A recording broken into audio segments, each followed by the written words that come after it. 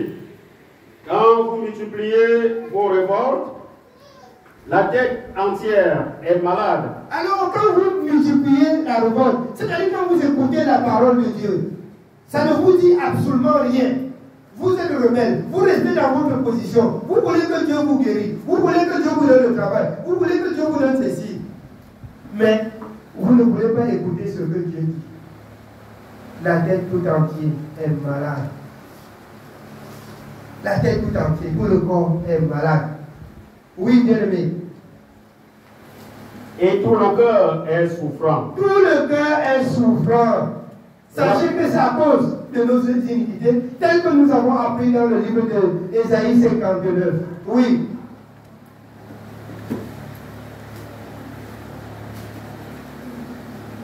Ésaïe chapitre 59. Non, on continue. Nous sommes au verset 6. De la plante du pied jusqu'à la tête, rien n'est en bon état. Rien n'est en bon état. Tu marches les pieds, il n'y a pas les pieds. Tu marches la tête fait mal. Le ventre fait mal. Tout le corps fait mal. Tu as les courbatures.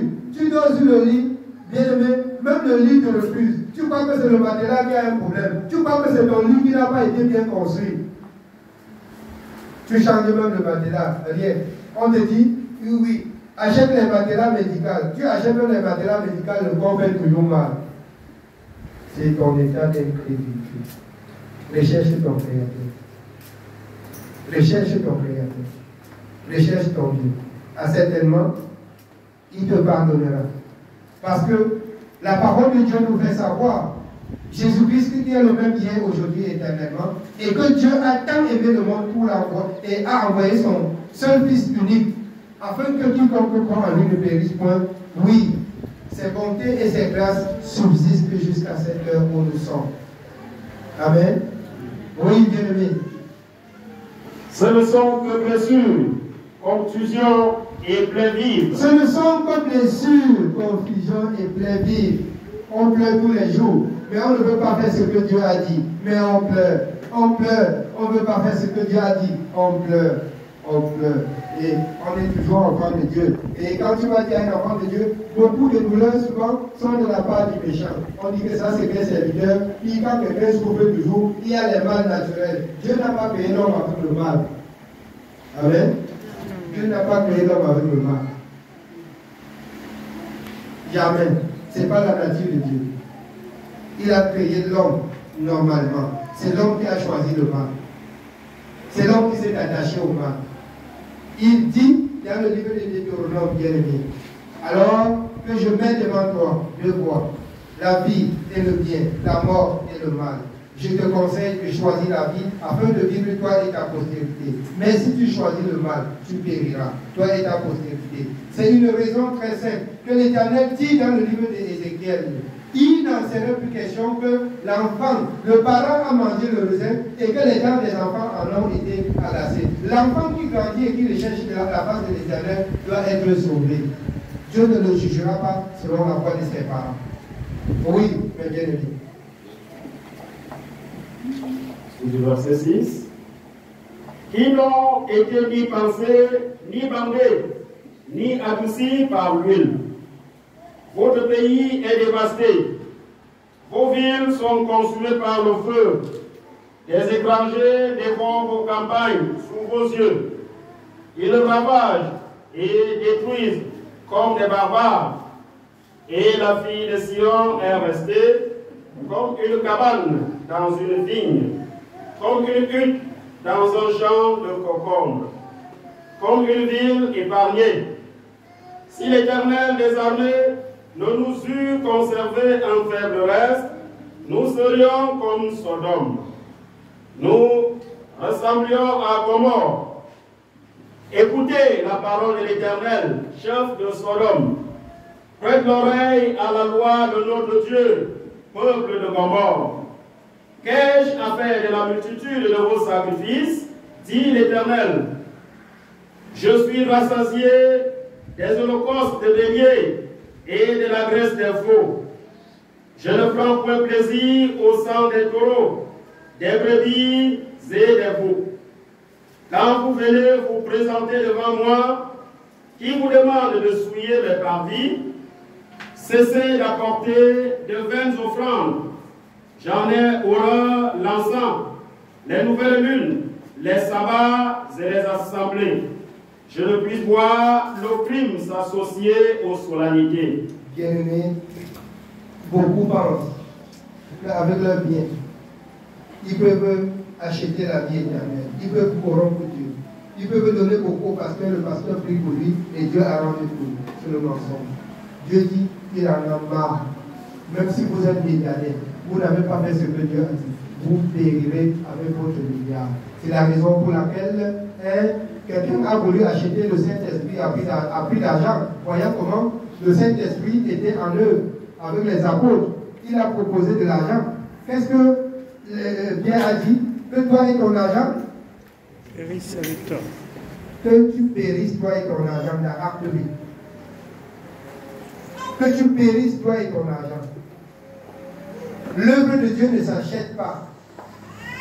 Alors, la vie éternelle ne s'achète pas.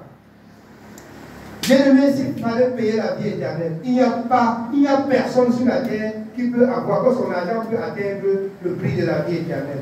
Personne. Avant la venue de Jésus, tous ceux-là qui ont été avant lui, dont il parle dans le livre de Jean 10, il les appelle les brigands, les souverains sacrificateurs qui étaient en mission. Il les appelle les brigands. Personne n'a pu conduire le peuple à la perfection. Si ce n'est Jésus, que Dieu a tant aimé, selon Jean chapitre 3 à partir du verset 16. Oui, bien aimé, nous lisons Jean 3 à partir du verset 16.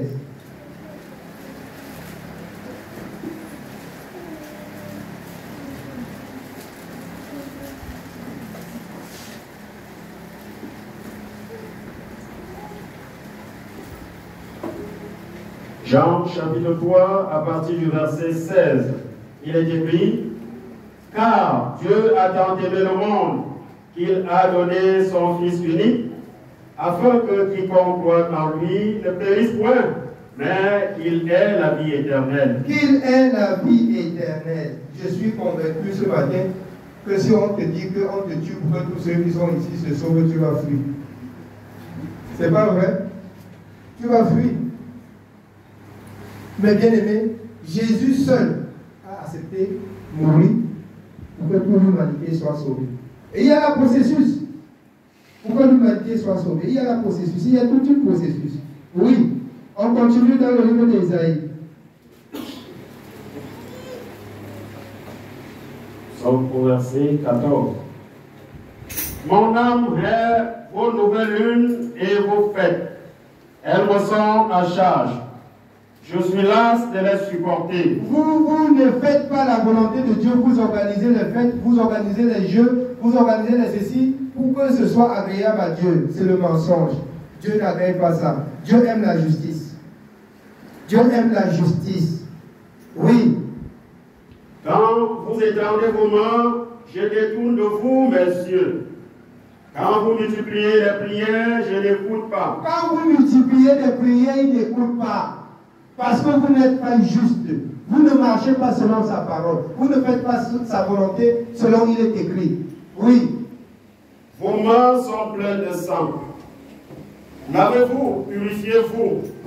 Ôtez de devant mes yeux la méchanceté de vos actions. Abandonnez la méchanceté des actions. Bien-aimés, moi-même qui arrête le micro aujourd'hui pour vous parler de Dieu, j'étais méchant. Mes actions étaient mauvaises.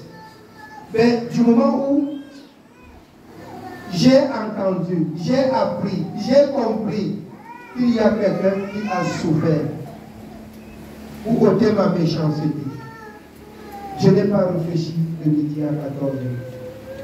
J'ai pris la place.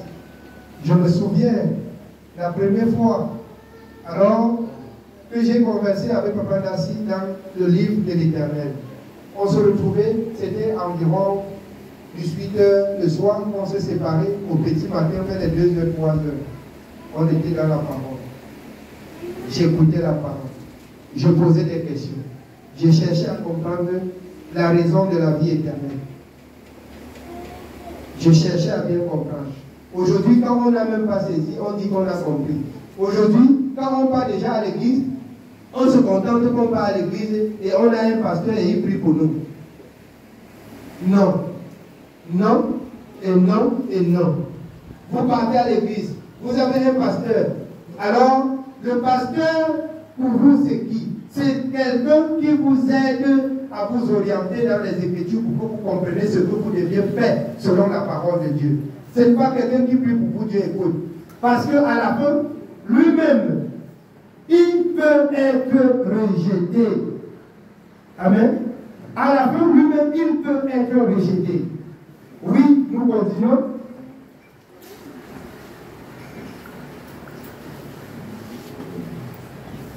Amen. Oui. La suite du verset 16. Cessez de faire le mal. Apprenez à faire le bien. Recherchez la justice. Protégez l'opprimé. Bien-aimés, cessez de faire le mal. Protégez l'opprimé. Faites du bien. Oui, on continue. Faites droit à l'orphelin. Défendez la veuve. Venez et plaidons, dit l'Éternel. Si vos péchés sont comme le cramoisi, ils deviendront blancs comme la neige. Si vos péchés, si vous revenez à l'Éternel, si vous faites ce que Dieu a dit conformément à sa parole, à cet événement, alors il reviendra vous pardonner. Bien-aimés, Dieu est saint.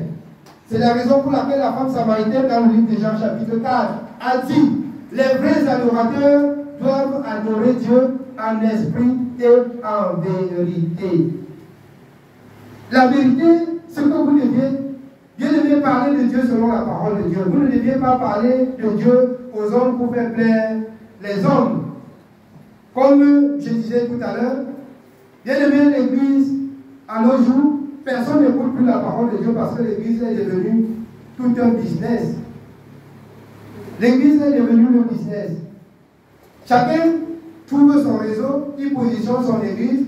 Alors, s'il peut flatter les hommes riches, ils entrent dans la maison de Dieu pour donner de l'argent. Alors, la vérité, c'est qu'il ne doit plus vous dire la vérité. Il ne doit plus vous dire ce qu'il faut faire pour être sauvé. Mais il va vous protéger dans le mensonge pour que l'argent entre à l'Église. Bien aimé, c'est archi faux. Oui. La suite du verset 18. S'ils sont rouges comme la pourpre, ils deviendront comme la laine. Si vous avez de la bonne volonté et si vous êtes docile, vous mangerez les meilleures productions du pays. Si vous avez la bonne volonté de faire quoi? La bonne volonté de faire ce que Dieu recommande dans sa parole. Ce qui est meilleur doit rester pour les enfants de Dieu. Aujourd'hui, ce sont les enfants de Dieu qui servent Dieu et qui marchent avec les chaussures percées. C'est un Dieu malheureux. C'est un Dieu qui n'exauce pas la prière. C'est un Dieu qui ne donne pas le vêtement à son peuple. Non. Vous vous trompez. Et vous rendez ainsi, bien-aimés, vous rendez ainsi la parole de Dieu niant devant les hommes. Pourquoi est-ce qu'on peut servir Dieu et rester, bien-aimé, dans la désolation et rester dans la souffrance? Alors, qu'est-ce que la parole de Dieu, bien-aimé, nous dit?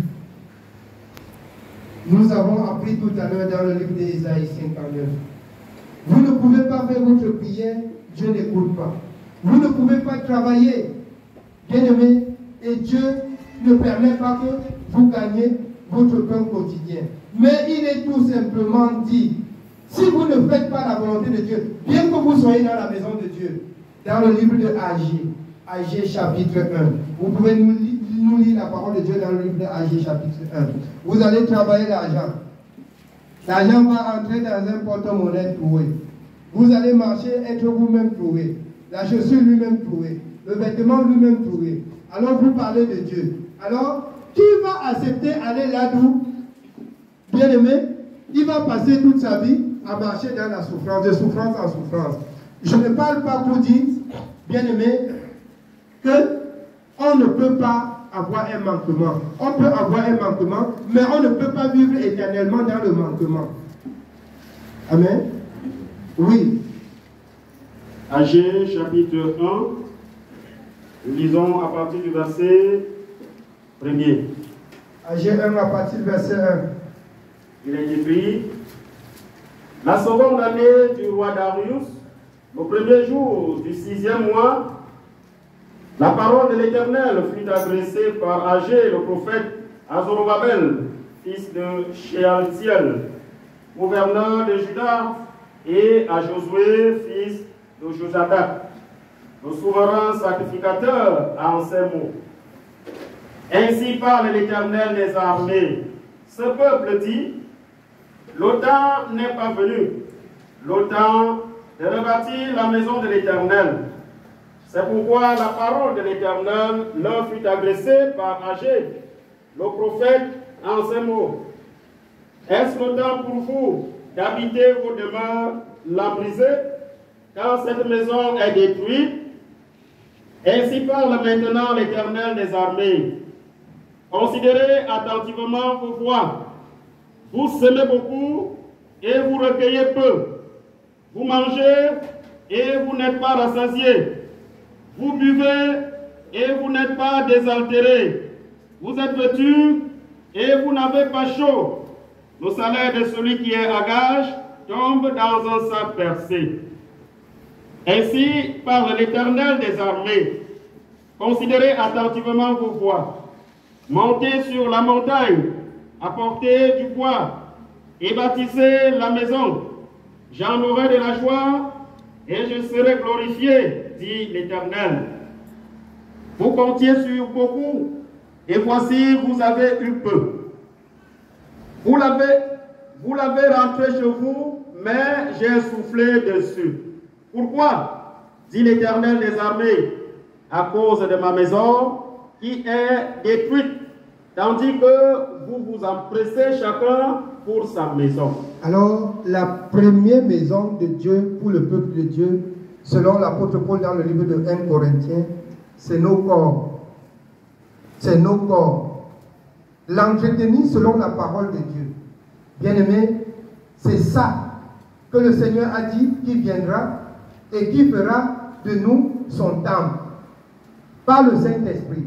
La maison de Dieu est détruite. Chacun part comme il veut. Et alors, il travaille beaucoup. Chacun travaille beaucoup. Vous travaillez beaucoup. Vous cultivez même beaucoup. Vous cherchez, vous usez de votre force. Même ce qui est rentré jusqu'à la maison, les voleurs prennent. Ça se détruit. Pourquoi? Parce que la parole de Dieu aussi pour vous, bien-aimés, n'est pas protégée. Vous comptez que sur ce que vous avez gagné, mais vous ne comptez pas qu'il faut garder la parole de l'Éternel. L'Éternel est celui qui veille sur Israël. Celui qui a sorti le peuple de l'Égypte et a marché devant le peuple pendant 40 années dans le désert. Alors quand on écoute aujourd'hui, on croit que c'est l'histoire fabriquée. Comme les uns disent que la Bible a été écrite par les hommes. Je dis toujours, c'est vrai, n'importe quel homme n'écrit pas la Bible pour mettre sur le marché. Dieu fut la première personne à écrire de son doigt sur une pierre avec Moïse au mont de Sinaï. C'est Dieu qui a écrit de sa main. Il a donné la sagesse aux hommes. Vous voyez Jésus-Christ sur la terre dans le livre de Luc.